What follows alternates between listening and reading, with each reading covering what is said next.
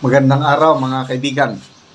Ito, mayroong paliwanag ni Senate President Escudero yung tungkol sa Ambassador Marcos Lacanilaw. Bakit pinalabas kaagad? Bakit hindi niya kaagad pinirmahan yung contempt order?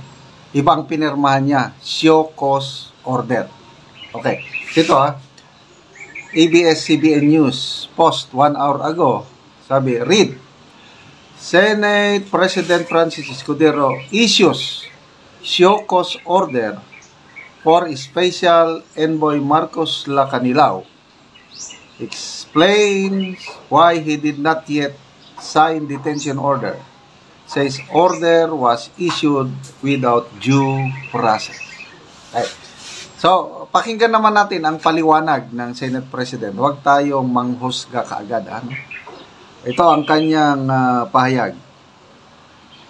Statement of Senate President Escudero. All members, medyo malilit all members of the Senate are fully aware that under rules of the Senate, the power of a committee chairperson to order the arrest or detention of any resource person cited in contempt is subject to the approval of the Senate President. Okay. Agree ako niyan. Tama. The safeguard exists to ensure that the powers of the Senate are exercised prudently with due regard for the rights of all and not wielded for personal or political ends. Okay, agree ako diyan. For reasons unknown, Senator Amy Marcos appears to have disregarded this long-standing rule or conveniently forgotten it that the approval of the Senate President is not automatic nor ministerial simply because she desires it. For the record, I did not refuse to sign the contempt order of Ambassador Marcos Lacanilaw. Senator Amy released her statement and flaunted to the media her signed arrest and or detention order even before I could see, much less receive a copy of it. Ambassador Lacanilaw was ordered detained without the requisite approval and due process. No less than Chief Justice Alexander Gismondo has succinctly pointed out in his concurring opinion in the Ong case that witnesses accused by Congress of giving false or evasive testimony must be accorded stricter due process requirements, none of which was apparently accorded to Ambassador Lacanilaw before he was ordered detained. Okay? After several hours of Ambassador Lacanilaw's unauthorized detention, I directed his release, both as a matter of regularity and out of humanitarian consideration, as his grandfather is to be laid to rest today. May consideration pala. Ngayon, ililibing ang grandfather ni Ambassador Lacanilaw. In order to comply with the requisite of due process, I am issuing a show cause order today for Ambassador Lacanilaw to explain within 5 days why he should not be cited in contempt as requested by Senator Amy Marcos. I shall decide on whether or not to sign his arrest, detention only thereafter.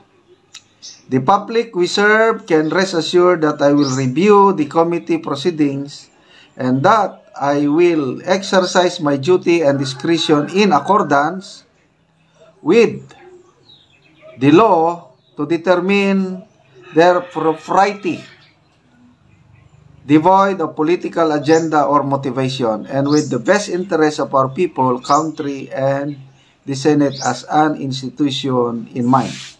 I will not allow the Senate nor office of the Senate President to be used to further petty partisan interests, especially by those actively seeking re-election in coming May midterm polls.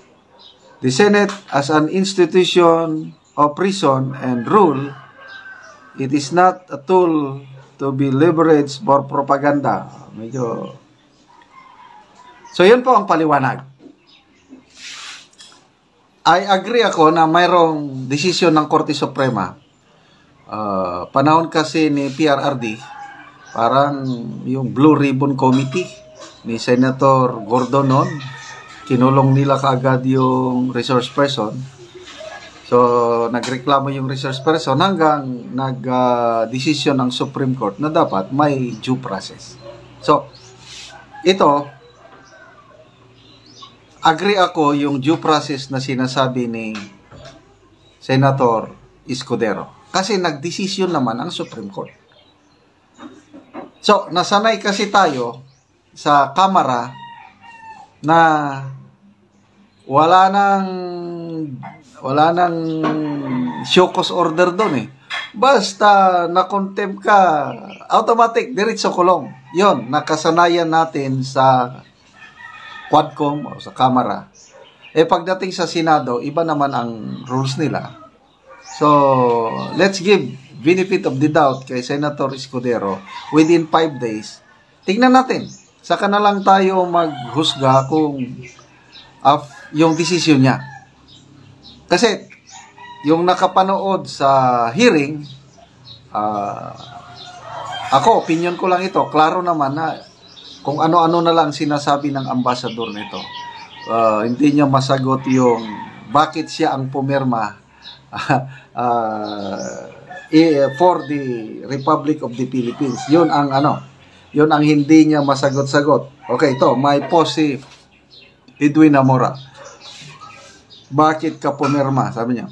Ito, why did you sign as representative of the Philippines if you are representative of Interpol?